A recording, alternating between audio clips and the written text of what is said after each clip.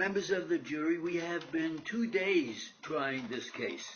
During all of that time, you have given careful attention to everything that has been presented by way of evidence, and to the arguments of counsel.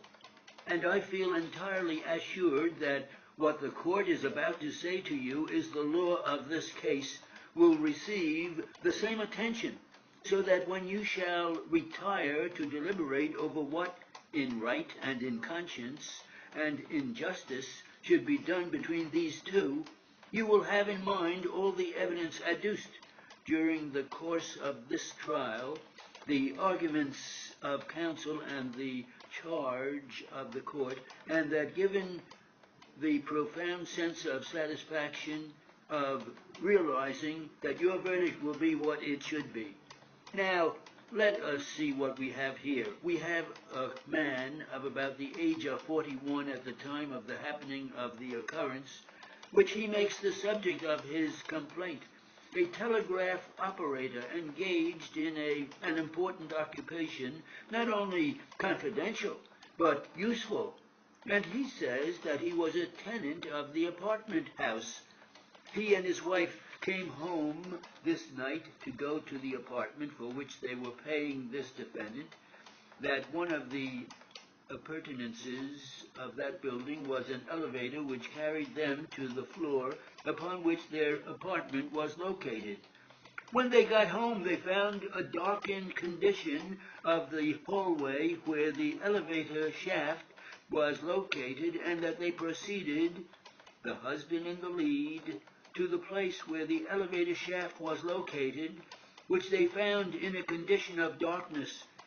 And to get the service of the elevator, he walked over to the shaft and across the opening which is provided for the operation of the elevator to get to the bell, which was on the side opposite to that from which he approached, and was about to reach out his hand to touch the button when something happened to him that he could not describe, because he says he does not know.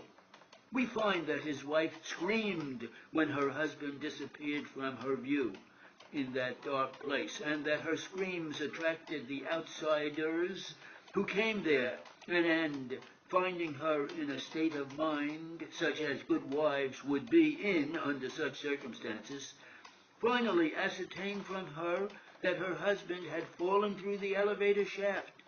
And then one went down and the other stayed on the floor, and the unconscious body of her husband was brought to the floor upon which she was standing, bleeding, unconscious.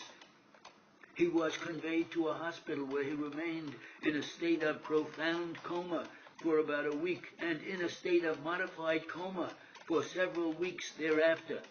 He says that following the time when he left the hospital, he was disabled from his occupation for a period of about 3 months, and that since that time he has been suffering from various ailments which he made the subject of his testimony, and he says all of that was caused by the negligence of this defendant in the maintenance of its elevator hall, and he says because of those injuries I received, I have been damaged in the sum of $50,000. And by this action he asks to be made whole so far as money can make him whole for the injuries he received. He charges that this was caused by the negligence of the defendant. I have said, and this defendant responds by saying, that is not so at all. We were not negligent. We maintained the elevator opening in proper condition for reasonable use by the occupant of our building, and whatever injuries this plaintiff got were caused not by our own negligence, but by his own in doing what he did, or omitting to do what he should have done, resulting in the deplorable injuries which he received.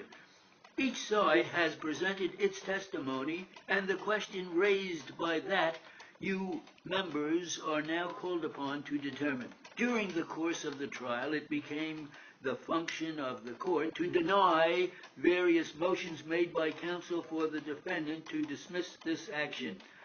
You are not thereby to assume that the court has any opinion upon the question of fact here. It has none. He may not have any.